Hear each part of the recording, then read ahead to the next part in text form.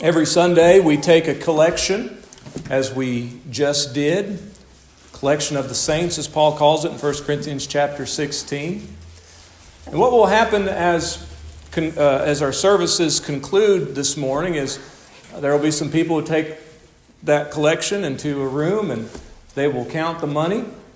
And then they will post whatever the collection was on that little board to my left, letting us know what our giving was for the day. I wonder what it would be like in that room as they're counting the money. They're looking at the checks, and then all of a sudden there was a check that was for like $1 million. What would their reaction be? David might have a heart attack. I don't know. He'd probably think it was a joke. He'd probably be looking at who wrote the check, whose name is on it. And he probably would be thinking, man, I wish I would have thought of that as something funny to do. But once it settles in, it would be, whoa. And then, not that we do this, but sometimes I'll be standing in the back talking to people, and I'm not waiting to see what is put up for our offering. It's almost irrelevant. But you can't help sometimes with being standing back there, and as they come back and put the numbers on the board, can you imagine what it would be like for us to be sitting there and he just puts 4165 and then like 3 more zeros? Oh, what would we think? What in the world? What just happened? That would be amazing. We might go home and talk to people about that. Tell people about the giving this morning at our church service. It would certainly be something remarkable, and it would probably blow all of our minds, and no doubt we would be impressed by it. Well, in Mark chapter 12, in the story that Johnny read this morning, starting in verse number 1, we are going to learn something about that. As amazing as something like that would be to us, God doesn't view giving maybe the same way that we do. There is a scenario to where we would be impressed with something like that, and based on various factors, God could look at that very same thing and be completely unimpressed with that amount of giving. And that's a very important thing for us to understand as we get into our lesson this morning, that God sees giving a little bit different, or we might, that would be the right way of saying it. God sees giving a lot different than the way that we view giving. And the story teaches us that very truth, that God looks differently at our giving. There are 3 points that I can see in the text of this story that we're going to explore this morning about the way that God views our giving. And picking up again in verse number 41 of Mark chapter 12, and by the way, this story is also recorded in Luke chapter 22, I believe, it might be 21. But the same story is recorded in both of these. We're just going to look at Mark's account. But in verse number 41, it says that Jesus sat opposite the treasury. In other words, he's in the temple compound and the area, obviously, where women could be. And there is a treasury box. And Jesus is sitting on the opposite side. He's watching as people drop their money into the treasury box. He sat opposite the treasury, and he saw how the people put money into the treasury. And many who were rich put in much. Then one poor widow came and threw in 2 mites, which make a quadrant. We'll talk about what those words mean in just a moment. But what I want you to grasp first is what it says right there in verse number 41, that Jesus sat there and he saw how people gave. God looks at how we give. The word how is talking about the method. It's talking about the way, or talking about the manner in which we give. And we might not be able to see it on the faces of people, but God can see our mannerisms, how we are giving. What is our heart saying? What is the face of our heart saying to God as we give each Lord's Day on the first day of the week? What does our heart say, or how do we give? Think of what Jesus could have physically saw in the how, in the mannerisms of their giving. If you keep your finger in Mark chapter 12 and turn your Bible to Matthew chapter 6, Jesus speaks of how the mannerisms that some people would give. Matthew chapter 6, and starting in verse number 1, Jesus says this in the Sermon on the Mount: "Take heed that you do not do your charitable deeds before men to be seen by them." It's possible that these rich folks that were giving of their abundance were giving in a way to bring attention to themselves. Do not do your charitable deeds to be seen of men. Otherwise, you have no reward for your Father in heaven. Therefore, when you do a charitable deed, do not sound a trumpet before you, as the hypocrites do in the synagogues and in the streets, that they may have glory from men. Assuredly, I say to you, they have their reward. Now, what's interesting is in reading a lot of different commentaries on this particular verse, what you find is that this wasn't something that historically people did. In other words, there wasn't this epidemic of people going out and doing charitable deeds with a trumpeter playing as they went out and did their charitable deeds. Rather, what is going on here is Jesus is talking about the money box. See, the money box that they would throw into, there was actually quite a few money boxes in the temple, depending on what offering you were giving.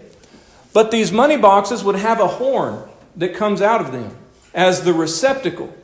So you can drop your money in there, and it gets narrower as it goes into the box, which would probably keep people from being able to stick their hand into that money box and steal.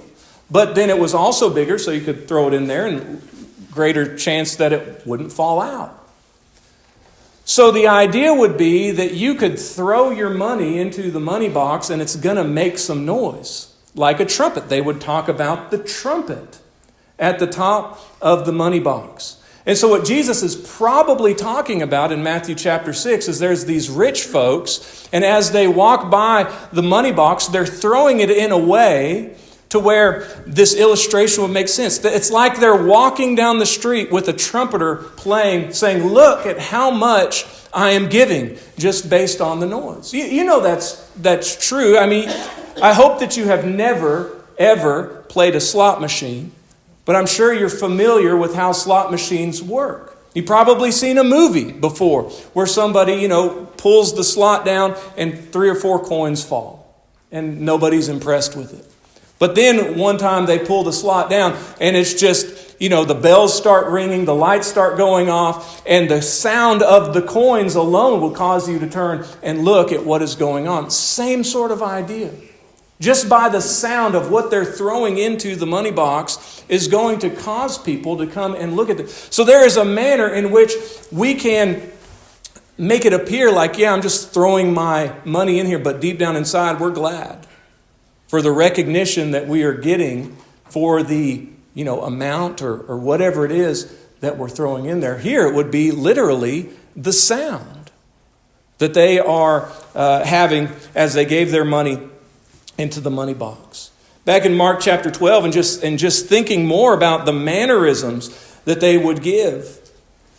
Did they have a smirk on their face or their chest puffed out as they were putting the money in? And while there isn't real evidence that people were walking around having trumpeters play, it is true that in the first century time, the scribes were so arrogant and prideful that sometimes as they were walking through, they would expect people to stand up for them. Now, in context, Jesus has just rebuked the Pharisees, the Sadducees, and the scribes. He's warned the people back in verse number 38, "Beware of the scribes who desire to go around in long robes and love greetings in the marketplaces, the best seats in the synagogues, the best places at the feast, who devour widows' houses, and for a pretense make long prayers. These will receive greater condemnation." Think about what's going on. Jesus is sitting. He's sitting.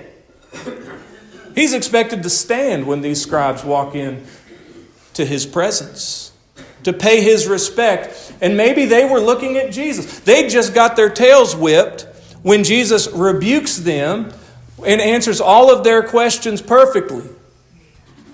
So they're probably thinking, okay, Jesus, you won this battle. Throwing in their money.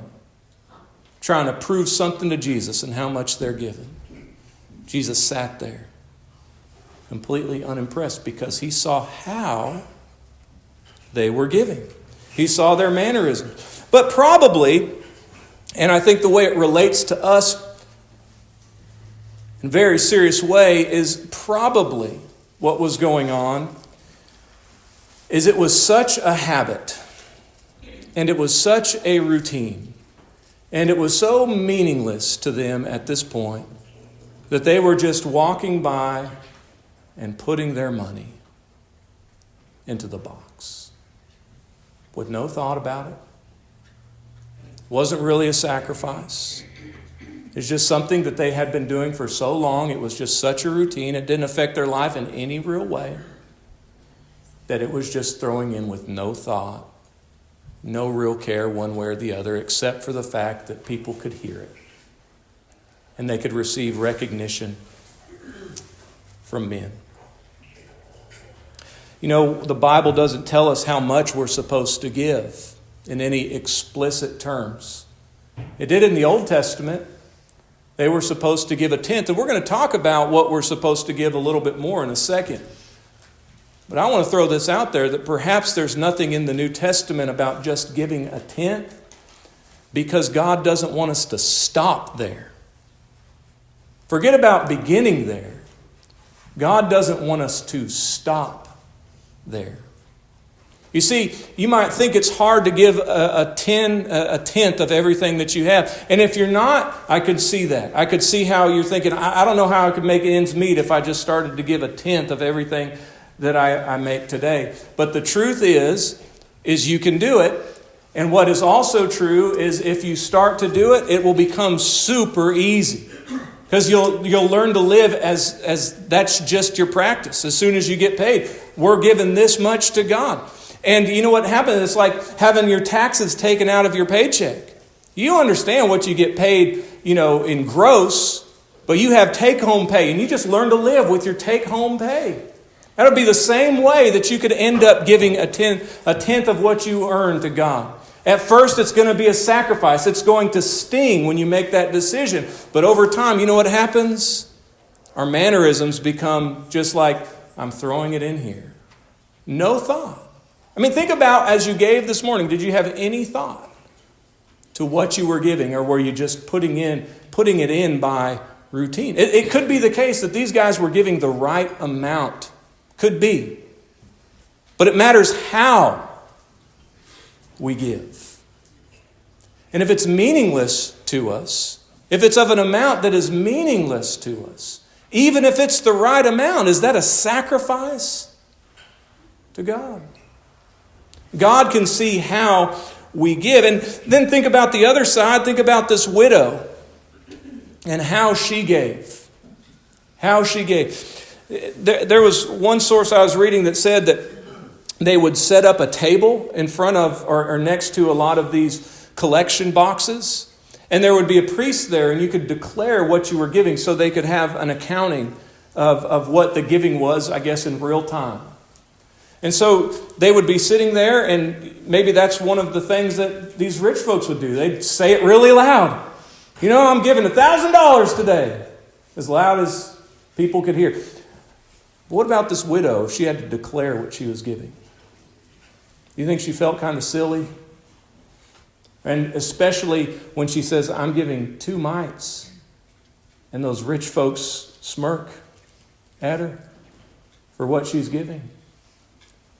And when we talk about what she was actually giving, how much she was actually giving, it was a sacrifice, and that she was probably, what she was doing was she was really wondering, how am I going to make my ends meet? How am I going to eat today? She probably gave, taking a big, deep breath, just wondering. How's God going to see me through my next few days, or through the rest of this day? God sees how we give. God saw how each one of us gave this morning. We talked about this a few weeks ago in the tent meeting. We were talking about love and what it really means to love God, and it's always been an interesting thing to me that in 1 Corinthians chapter 15, it talks about somebody who could bestow all of his goods to feed the poor and it not be acceptable to God. And the reason for that is because they do it without love. God sees how we give. In Revelation chapter 2 and verse number 14, Jesus tells the church at Ephesus that he has this against them, that they have left their first love. There were a lot of things that they were doing right. A lot of things that they were giving to God that were right. But God sees how we give. And Jesus saw each one of us this morning. He saw how we give. Jesus saw that we are rich people. We all need to take this story very seriously, because if we identify with anyone in America, chances are we identify with the rich. And we need to realize that Jesus did not accept, or he wasn't impressed with any of the rich people's offering. And part of that had to do with how they gave. Secondly, Jesus saw what they gave. Let's think about this woman and what she really gave. I'm going to translate this into modern day terms. I was really trying to find an answer to this question. What offering was she actually making? This is a really interesting question to me, and I'm still searching for the answer. I don't know for sure. There were a lot of different offerings that the Jewish people had to make. What's interesting here is this is on a Tuesday. This is the Tuesday before Jesus is going to go to the cross. Now, Tuesday wasn't a normal giving day. So what is the offering that she's giving? And here's what I believe it is. I believe that she is just giving a daily offering, which would cause me to conclude that this was probably her daily, the amount from her daily wage that she set aside. So it's not like a once in a year offering she made, and she's setting aside 2 mites from her yearly offering. Rather, every day probably this woman would go by the temple and she would daily drop in a portion of her day's wage to God. I believe that's probably the case, although I don't know for sure, but just speculating that is the truth. To put it in modern terms, what she was putting in was 1/64th of the average day's wage. 1/64th. So in modern day terms, minimum wage, if we were to work 40 hours a week, a year, we'd make $15,000 in a year. And that would break down to $40 every day.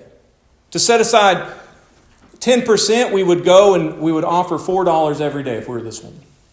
Well, she made 1/64th of the day's wage. Or no, I'm sorry. She made 10% of the day's wage.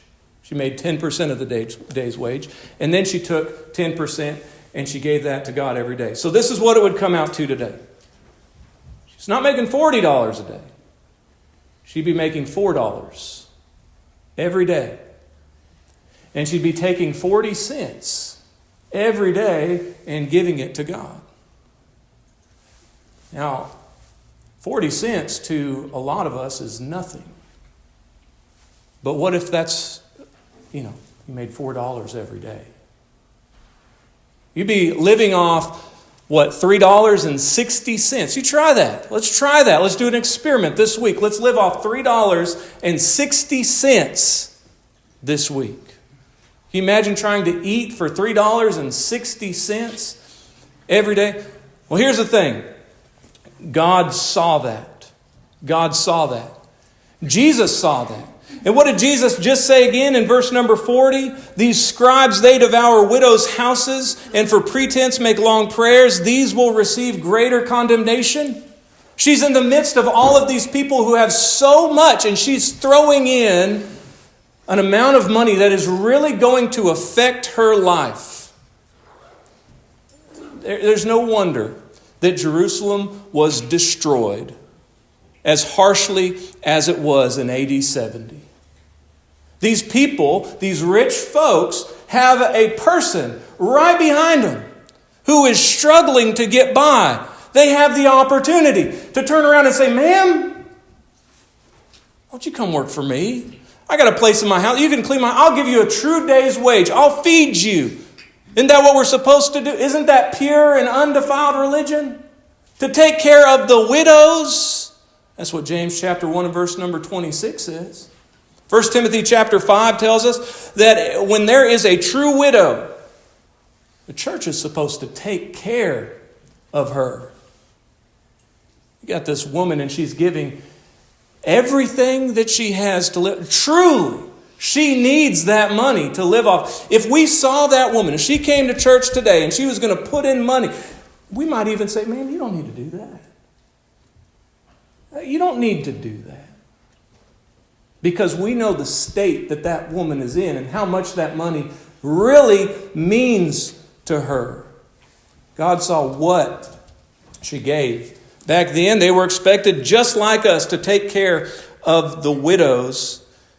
This woman is dedicated. She is sacrificial. That amount that she gave, do you believe that it stung? That it stung. She needed that money to survive. We wouldn't be impressed with it, but Jesus was. On the other hand, think about this.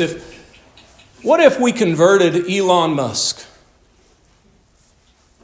Elon Musk, I read, he makes $54 million every day. $54 million every day. What would we think if we converted Elon here and he was a member of this congregation and he started giving $1 million? He set aside $1 million every day to give. He writes a check on Sunday for $7 million. You tell people about that, huh? Like, hey, Elon's a member. He gives $7 million every week. It's the craziest thing. We're putting in all sorts of... We got Starlink internet all of a sudden. Everybody's driving a Tesla at church. We would be so impressed. But here's the thing. That'd be 2%. That'd be 2%. And do you know how meaningless that would be to Elon? Wasn't he doing something for Donald Trump's campaign where he was writing $1 million check until it got stopped? He was going to pay people $1 million every day or something like that. It's meaningless. It doesn't hurt. He can put $1 million away and never think about it for the rest of his life, every day. We would be so impressed. You think God would be impressed with that? I think we have a smaller scale example right here. These guys were probably giving 10%. They made a big deal about giving 10%. It's presumable that they were giving 10%. But it wasn't sacrificial. God saw what they were truly giving. They were giving out of their abundance. Thing is, in Luke chapter 12 and verse number 48, Jesus says, "To whom much is given, much is required." God has blessed you, and the more that He blesses you, it doesn't mean that proportionately you start giving Him less. It should be the opposite. The more that God gives me allows me to even give God more than where I started. When we think about what we are giving and what God saw us give this morning, I think this sweet widow can put us to shame. 1 Corinthians chapter 16, verses 1 and 2. The Bible gives us these very simple instructions. And again, it doesn't tell us explicitly what we're supposed to give as far as an amount is concerned. But it says, "Now concerning the collection for the saints, as I have given orders to the churches of Galatia, so you must do also. On the first day of the week, let each one of you lay something aside, storing up as he may prosper, that there be no collections when I come. Now, our giving is supposed to be in proportion to what we have prospered. How would we go about deciding how much we should give? Well, I want you to go back to Genesis chapter 14 with me.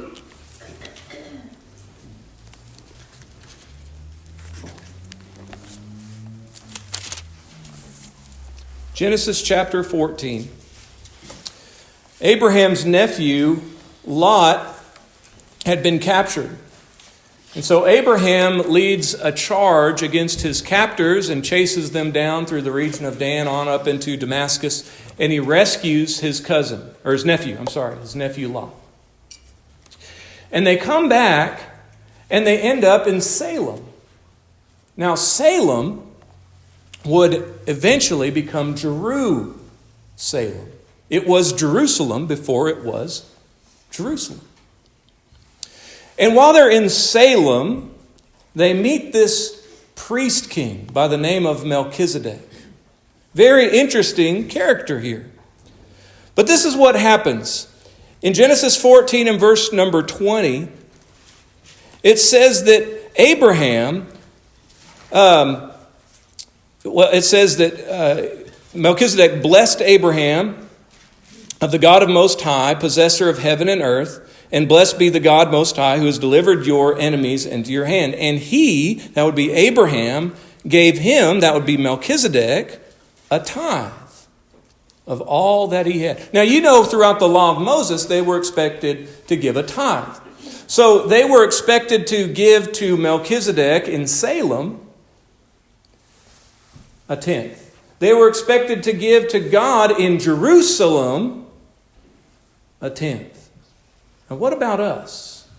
What about us? We are in spiritual Jerusalem.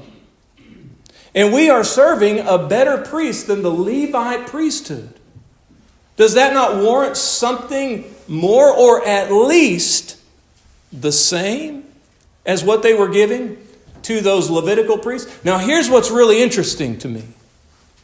In Hebrews chapter 7, the writer of that book is making a number of points about how Jesus is better. And one of the points that he makes about Jesus being better is he says Jesus is under a better priesthood. He is under the order of Melchizedek. He's of the same priesthood as Melchizedek. And we would even go on to say he is greater than Melchizedek.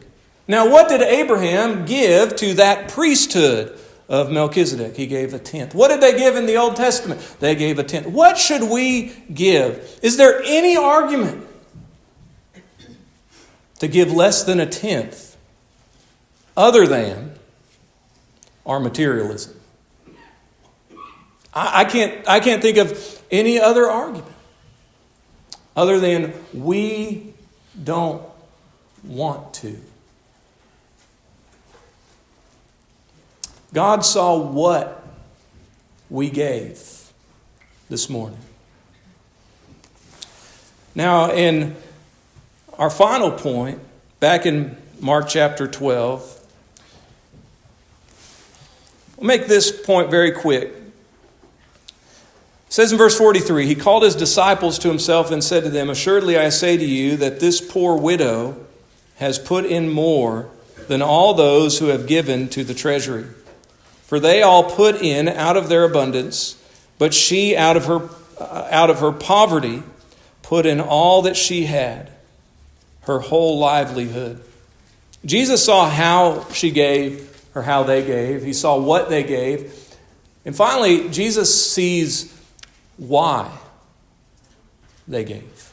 Why? Why did they give? And I believe you have two polar opposites. Why did the widow give? How and what she gave? I think there's one word. And that word is faith. She believed in God. She believed not only that she was supposed to give, not only was it commanded for her to give, But she also believed that God was a God who would take care of her. Believed that God is the one who gave her the things that she had in the first place, and that God would always take care of her. But the others, why did they give? I would say they were compelled maybe by the law. You need to give. But there was nothing more to it than that. Why do we give? We give because we're commanded to give. Sure. But that's not faith.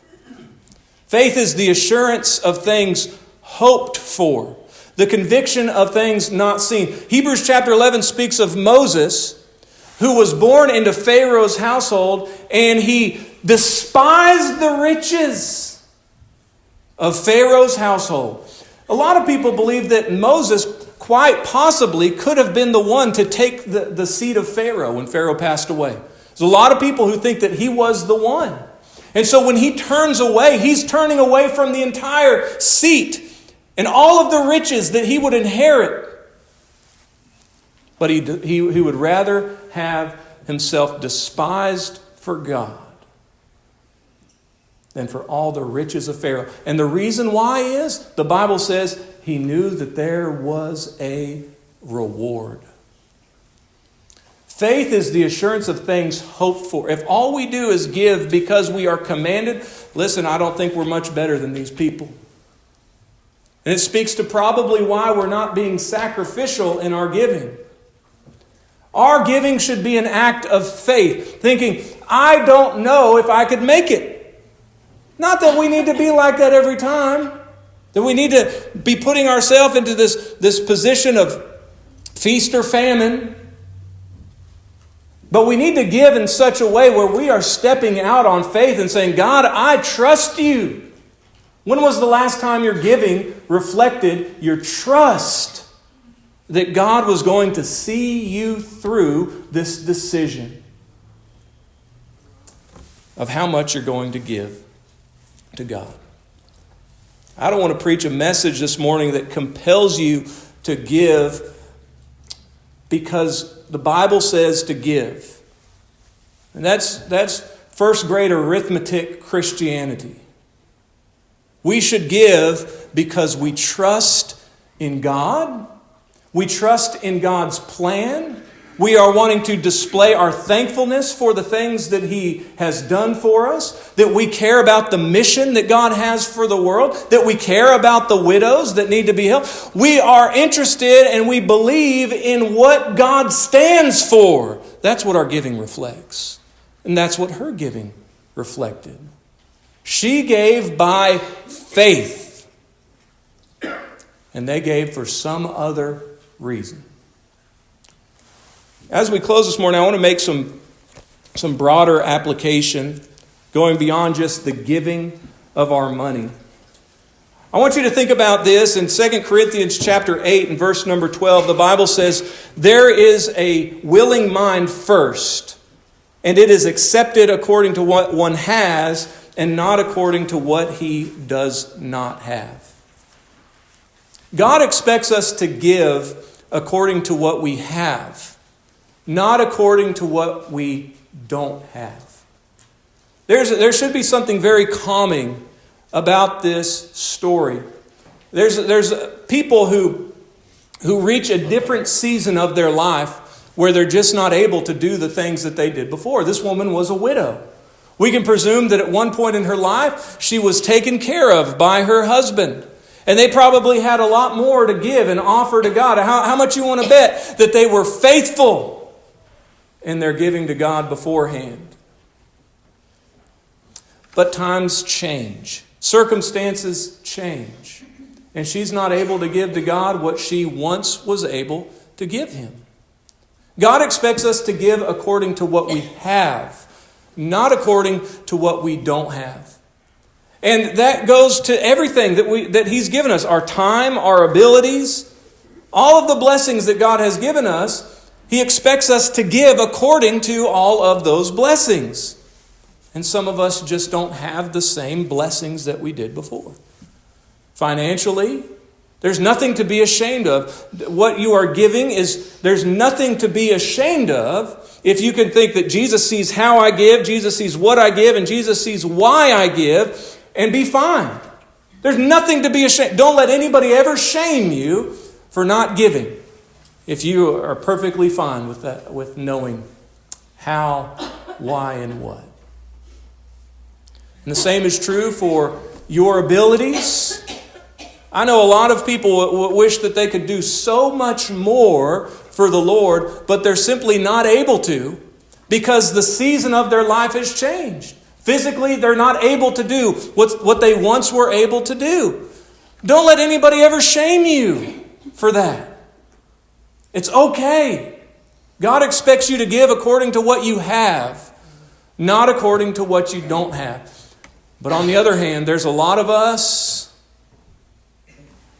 we haven't been giving God what He deserves. A lot of us have all sorts of abilities that we've never given to God.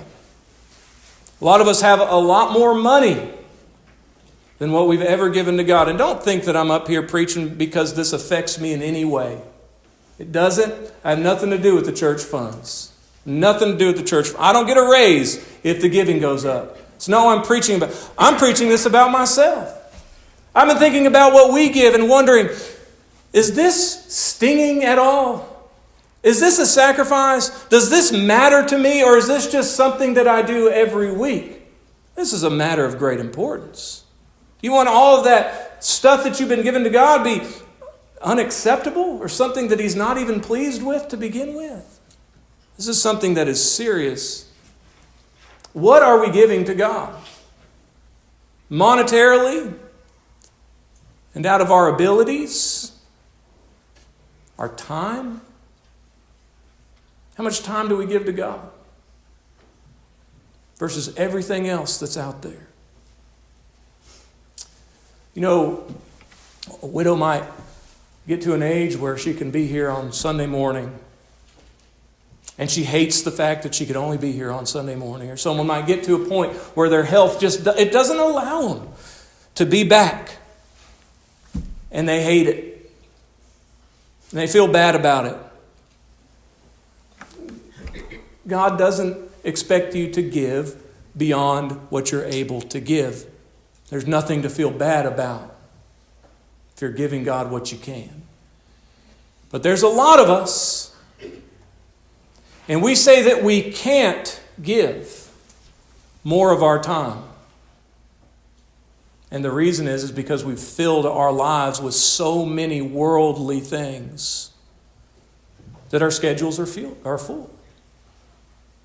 You know, what is our excuse for not being here with God's people if we have the ability to be here? On one hand, there are people, they should feel no shame. On the other hand, there are some of us who should be kind of ashamed of what we're giving to God. Our faith is shown in what we give. James chapter 2 makes that clear. In verse number 14, it says, "What does it profit, my brethren, if someone says he has faith but does not have works? Can faith save him? If a brother or sister is naked and destitute of daily food, and one of you says to them, 'Depart in peace, be warmed and filled,' but you do not give them the things which are needed for the body, what does it profit? Thus also, faith by itself, if it does not have works, it's dead." It's dead faith. Based on what we give. Our faith could either be alive or it could be dead. God is aware this morning of what we offer Him. He's aware. He saw what you put in the collection plate today. He saw why you put it in there. He saw how you put it in there. But He also sees what you gave this week and what you plan to give this next week. He saw what you did with your time this week and what your plans are with your time throughout the next week. God sees it. And I think all of us can take this time to reflect on ourselves and ask ourselves, what did I give to God? This morning, I'm thinking about this woman and all of the things that people probably said about her as she was dropping in those 2 mites. How many times she was snickered at and laughed at. And I think about the rich man and Lazarus. The rich man had everything in his life. Lazarus didn't have hardly anything. And they both died. The rich man, because of what he gave to God, found himself in torment. Do you think there's anything that means what it means to this woman that Jesus said she gave all that she had? As she spends her eternity where she is, do you think there's anything that matters more than Jesus saying she gave all she had? I don't believe there is. And I don't believe there's anything better that we could hope for in this world than to live a life where Jesus would say, well done, good and faithful servant. You were faithful with little. I'm going to make you faithful with much. Jesus saw what you gave this morning. I want to offer the invitation and give anyone the opportunity to respond. It may be the case that you realize, you know what, I'm not giving God what He deserves. And I want to make a change. And I want to ask the church to help me with that and praying for me in this change. Or maybe the case that you're ready this morning to give yourself to Christ, to become one of His servants, to live for Him for this day forward. Abandon the riches of this world like Moses did and think about the reward that's laid in front of you, the reward of heaven, if you by faith obey the Son of God in baptism. Whatever your need may be, we invite you to come as we stand and sing.